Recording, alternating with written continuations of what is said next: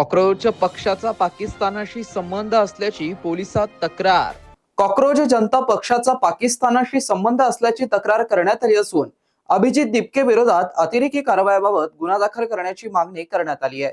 तर सरकारला प्रश्न विचारणाऱ्या प्रत्येक नागरिकाला तुम्ही पाकिस्तानी म्हणता का, असा प्रतिप्रश्न दिपके यांनी उपस्थित केलाय। एक सोशल मीडिया इन्फ्लुएंसर हूँ। आज मैं मुंबई से औरंगाबाद पुलिस कमिश्नर के पास आया हूँ। जो कॉकरोच जनता पार्टी के फाउंडर है अभिजीत, उनके लिए मैंने रिटर्न में कंप्लेन दी और उसमें मैंने क्लियर मेंशन करा है कि उमर खालिद जो टेररिस्ट हैं, उमर खालिद का आदमी अभिजीत दिपके है जो कॉकरोच जनता पार्टी चला रहा है। एक्चुअली उस सबके पीछे उमर खालिद टेररिस्ट है। और मैंने सर क्लियर मेंशन करा है एप्लीकेशन में भी कि जो भी टेररिस्ट एक्शन जो उमर खालिद पे लगे गए वो सारे एक्ट अभिजीत पे लगाए जाएं और उसको इमीडिएटली अरेस्ट करा जाए। और अभी अभिजीत ने अनाउंस करा है कि पुणे में 11 को वो प्रोटेस्ट कर रहा है। वो प्रोटेस्ट भी हम रोकने की सर पूरी कोशिश करेंगे। और प्लीज ये वही टेक्निक यूज कर रहा है जो 2001 में केजरीवाल ने यूज करी थी, अन्ना हजारे को यूज किया था।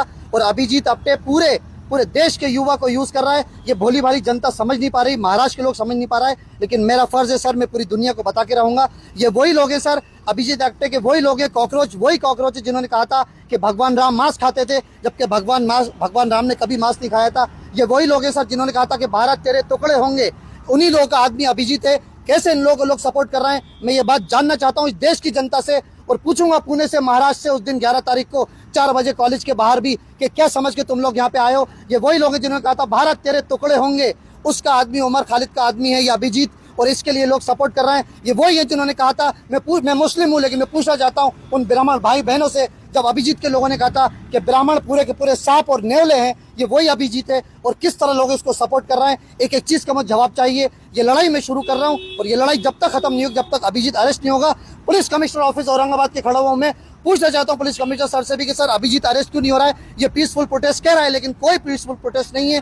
ये देश को आगे बढ़ा रहा है। एक जिस तरह कसाब ने हमारे बॉम्बे पे हमला किया था, वो बगैर बताए आया था, ये बता के टेररिस्ट आया है। अमेरिका से इसको डिपोर्ट करा गया है, यूएस से इसको डिपोर्ट करा गया है, और यहाँ आके ये देशभक्ति की गुन गा रहा है। कुछ भी नहीं होगा सर। और सबसे बड़ी बात है, अगर हमारे माँ बाप या किसी के माँ बाप को कोई बुरा भला कहता है तो सर हमारा खून खोल जाता है।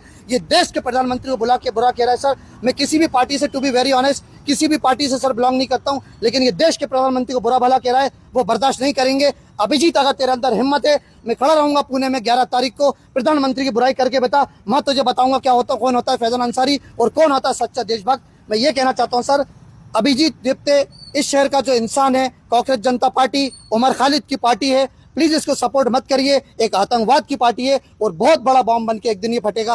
प्लीज मेरी आप सबसे गुजारिश है, प्लीज उसको सपोर्ट मत करिए। कोई भी पुणे में प्रोटेस्ट में नहीं जाए। Thank you sir. जब मैं चला गया तब तो पूरा भरा हुआ था, और किसको पाकिस्तानी कहोगे आप? स्टूडेंट्स को पाकिस्तानी कहोगे, मुझे पाकिस्तानी कहोगे, अपोजिशन को पाकिस्तानी कहोगे, आप जैसे पत्रकारों को पाकिस्तानी कहेंगे जो सरकार से सवाल पूछते हैं। तो भारतीय है कौन, इंडियन है कौन? बस आईटी सेल वाले। क्या लगा रखा है इस देश में?